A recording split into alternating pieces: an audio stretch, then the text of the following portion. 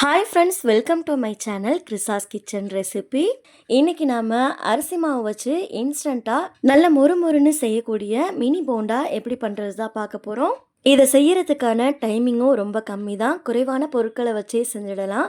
சாப்பிட்றதுக்கு பார்த்திங்கன்னா வெளியில் நல்ல மொறுமொறுப்பாகவும் உள்ள சாஃப்டாகவும் ரொம்ப சூப்பராக இருக்கும். இப்போ வாங்க இந்த ரெசிபி எப்படி பண்ணுறதுன்னு பார்க்கலாம். ஃபஸ்ட்டு இந்த ரெசிபி பண்ணுறதுக்கு பவுலில் 1 கப் அளவு அரிசி மாவு சேர்த்துக்கோங்க.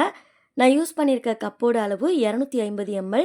மெஷர்மெண்ட் கப் இல்லை அப்படின்னா நீங்கள் அதே அளவில் வீட்டில் இருக்க எந்த கப்பு வேணாலும் யூஸ் பண்ணிக்கலாம். இப்போது இந்த மாவு கூடவே 2 டேபிள் ஸ்பூன் கோதுமை மாவு சேர்த்துக்கோங்க. இது கூடவே போண்டா நல்ல மொறுமொறுன்னு வரதுக்காக 1 டேபிள் ஸ்பூன் ரவை சேர்த்துக்கோங்க. இப்போது இதை நல்லா கலந்து விட்டுக்கலாம். இதை கலந்ததுக்கப்புறமா நீங்கள் எந்த கப்பால் அரிசி மாவு வளர்ந்தீங்களோ அதே கப்பால் 3/4 கப் அளவுக்கு தயிர் சேர்த்துக்கோங்க. தயிர் சேர்த்ததுக்கப்புறமா இந்த மாவோட இதை நல்லா கலந்துக்கோங்க. தயிர்லேயே நமக்கு ரொம்ப தண்ணி இருக்கும். அதனால் மாவோட தயிரை நல்லா கலந்ததுக்கப்புறமா கொஞ்சம் கொஞ்சமாக தண்ணி சேர்த்துட்டு இதை நல்லா கலந்துக்கோங்க. தண்ணி சேர்க்கும் போது ஒரேடியாக சேர்த்துட வேணாம், கொஞ்சம் கொஞ்சமாக தண்ணி சேர்த்துக்கோங்க. நான் 3/4 கப் அளவு தண்ணி எடுத்திருந்தேன். கூடவே 1 டேபிள் ஸ்பூன் எக்ஸ்ட்ரா சேர்த்துருந்தேன். ஒரு சில மாவுக்கு தண்ணி கூடுதலாக கூட தேவைப்படும். அதனால் மாவை கொஞ்சம் கொஞ்சமாக தண்ணி சேர்த்துட்டு நல்லா கலந்துக்கோங்க. இந்த மாவோட கன்சிஸ்டன்சி பாருங்கள், இந்த அளவுக்கு இருக்க மாதிரி கலந்து எடுத்துக்கோங்க. அடுத்து இந்த மாவு கூடவே மற்ற பொருட்களெல்லாம் சேர்த்துக்கலாம்.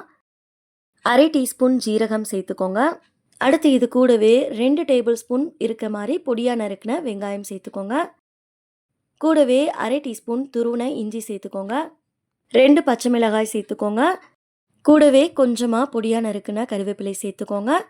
கொஞ்சமாக பொடியாக நறுக்கின மல்லி சேர்த்துக்கோங்க. அடுத்து 1/4 டீஸ்பூன் பேக்கிங் சோடா சேர்த்துக்கோங்க.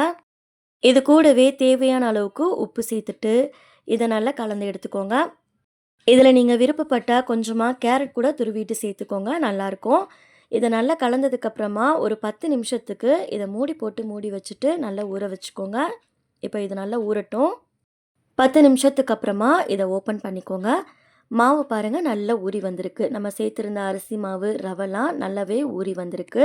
இந்த மாவை ஒரு டைம் நல்லா கலந்து விட்டுட்டு அதுக்கப்புறமா இதிலேருந்து கொஞ்சம் கொஞ்சமாக மாவை எடுத்து நம்ம எண்ணெயில் போட்டு பொரிச்சு எடுத்துக்கலாம்.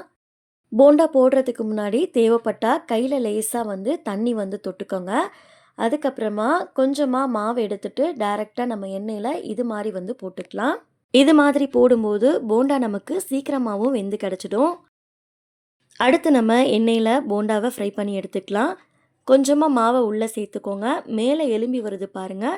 இப்போது எண்ணெய் நல்லா சூடாக இருக்குது. அடுப்பை சிம்மில் வச்சுட்டு கொஞ்சம் கொஞ்சம் மாவாக இது மாதிரி சேர்த்துக்கோங்க. கடாயோட சைஸை பொறுத்து எவ்வளோ போண்டாவை உள்ளே சேர்க்க முடியுமோ சேர்த்துக்கோங்க. எல்லா போண்டாவையும் உள்ளே சேர்த்ததுக்கப்புறமா அடுப்பை மீடியம் ஃப்ளேமில் மாற்றிக்கோங்க. அடுப்பை ஹை ஃப்ளேமில் வச்சோம் அப்படின்னா போண்டா மேலே சீக்கிரம் செவந்துடும், உள்ளே வேகாமல் இருக்கும்.